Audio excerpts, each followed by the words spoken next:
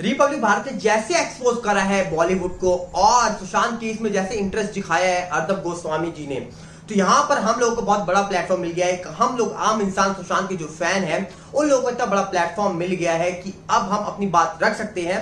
और सबसे बड़ी बात यहाँ पर यह बात सामने आई थी, सुशांत ने बहुत करीबी दोस्त को बातें बताई थी और उनको बहुत करीबी दोस्त ने ही धोखा दिया है। आप देखा होगा रिपब्लिक भारत ने एक सिंक ऑपरेशन किया था जिसमें एक इंसान जिनकी फोटो नहीं दिखाई गई पर उन्होंने बताया था कि सुशांत यहाँ पर अपने ही दोस्त से धोखा खा चुके हैं और बहुत करीबी दोस्त से धोखा खाया है। और उन्होंने अपनी सारी बातें उस दोस्त को ही बताई थी जिन्होंने उसको धोखा दिया है। यहाँ तक कि सिद्धार्थ पिठानी ने भी कहा था, आपको याद होगा, उन्होंने भी कहा था कि जब दिशा की खबर सुनी थी सुशांत ने तो वो बेहोश हो गए थे।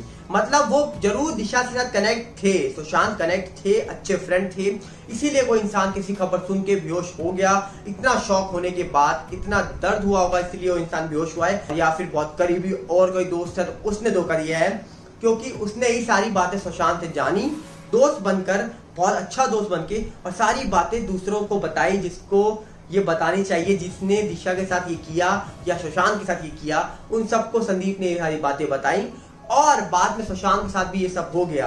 तो मतलब अब यहाँ पर सबसे बड़ी बात है, मुंबई पुलिस दिशा का केस रीओपन कर रही है।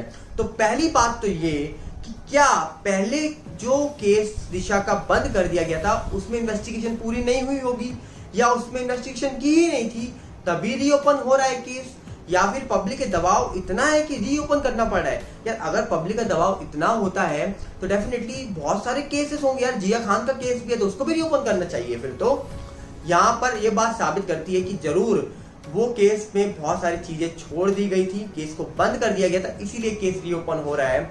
और यहाँ पर सुप्रीम कोर्ट ने जैसे फटकार लगाई है मुंबई पुलिस को, उसके बाद तो रीओपन तो केस जरूर होना ही था। यहाँ पर सुशांत के जो दोस्त थे जो रिपब्लिक भारत में आकर इंटरव्यू देके गए थे, उन्होंने एक बात कही थी, जो चीज जिया के साथ हुई थी वही दिशा के साथ हुई है, और अब मैं नहीं चाहता कि वो इंसान बच जाए जिसने जिया के साथ वो किया था, या अब दिशा के साथ ये सब किया है, या फिर सुशांत के साथ भी वो सब किया गया है, वो इंसान नहीं बचना चाहिए। और जहां तक मुझे लग रहा है वो इंसान कोई और नहीं, समीर शर्मा ही थे।